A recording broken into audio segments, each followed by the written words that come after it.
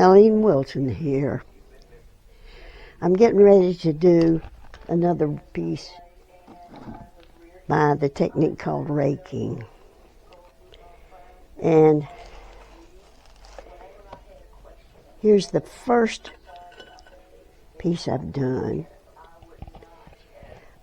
This is a very dark red, bullseye number 224, a lighter red, bullseye number 124. These are powders. And frit.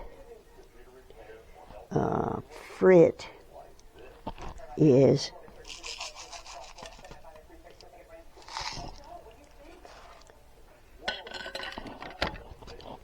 about that size. It's hard to see. I'll show you some more later. This is just my start. My thought is, I've always done it, rakings with opaque glass. My question is, what happens when I do it with transparent glass? So, my start was, I've got to have some opaque to kind of anchor the thing. So I chose red, 2 different shades, in stripes. Then I wanted a blue to a blue-green, which I found. And it's an irid, which is great. Except that the person that marked the number and lot marked it on the irid side. Alcohol won't take the number off. So my next choice is to try something petroleum based. So I've got some charcoal lighter here.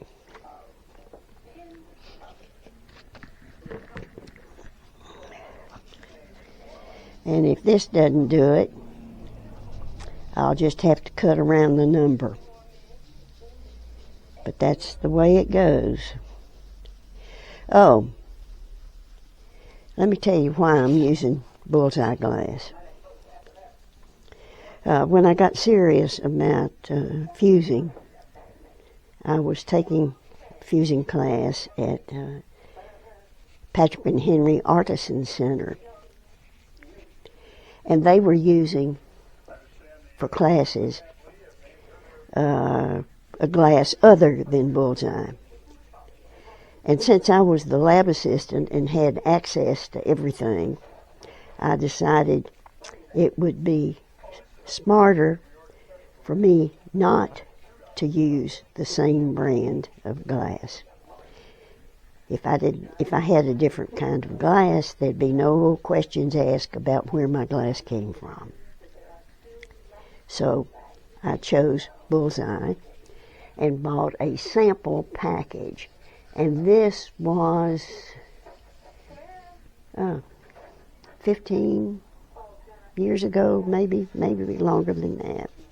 Anyhow, as far as I know, this aquamarine number 1108 is the last of that package, and the lighter fluid's taking the number off. So I'll let you go now. I'll clean this up and come back with the next chapter. Okay, here we go with the basic layout. Now, remember this piece? Well, I've decided not to use it. By the time I left yesterday, I had decided that clear wasn't going to cut it. Now, here, I've got my basic layout using 1408 as my background. A piece of silver dichroic. The 1108 that started all this the 1464. Now these pieces are transparent. One thing that I concluded was I wasn't going to get the strength by using only transparent.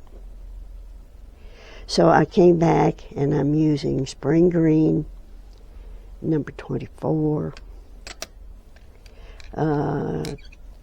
tomato red, number, what is number 24?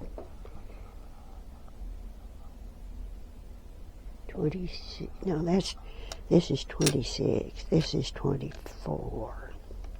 Okay, 24. Pardon me. Now, I'm going to show you. This is just on the table with a clear background. And then I'm going to place it on a piece of white 113. Now you're going to get a better idea of the colors. And this is the way I'm going to leave it. I'm going to glue the little pieces down just to be sure that convection currents or whatever in the kiln doesn't allow them to move. And then I'm going to put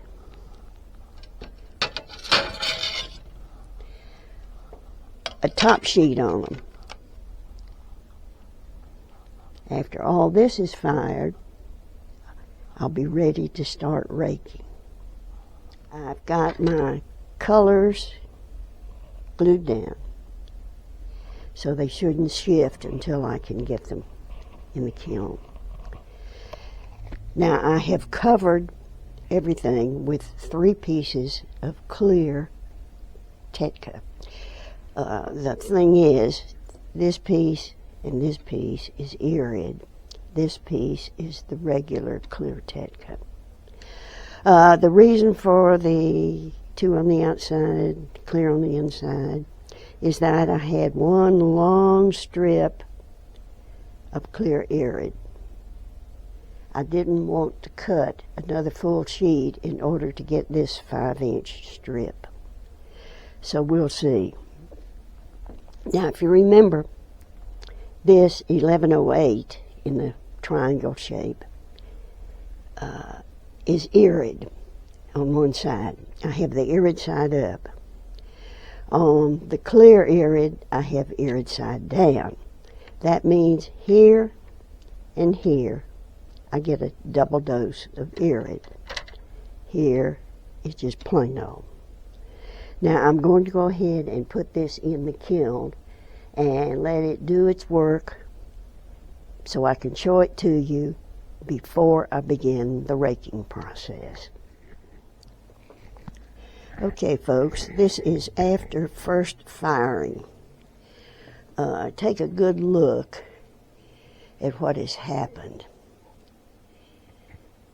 Remember, this triangle and this triangle were irid 1108, and this portion and this portion of clear are also irid, so that under this we have double layer because the irids are face to face. And you can see the difference in the junction where the irid effect was doubled. Now, I made a mistake. I fired it at a lower than usual temperature for a fuse, thinking I could keep it on this board. However, this is what happened. Now I'm going to have a colossal cleanup job because 2 of the 4 sides dripped over. So, next step, clean this up, get it back in the kiln, and then begin the raking process. This is the back side after I took it off of the board. This is what I'm going to have to clean up.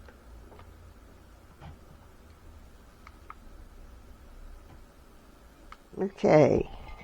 Now, remember this piece? It's finished. It's been trimmed up, cleaned up, and ready to decide whether to hang it as an art piece or put it into a bowl. What do you think? Thanks for watching.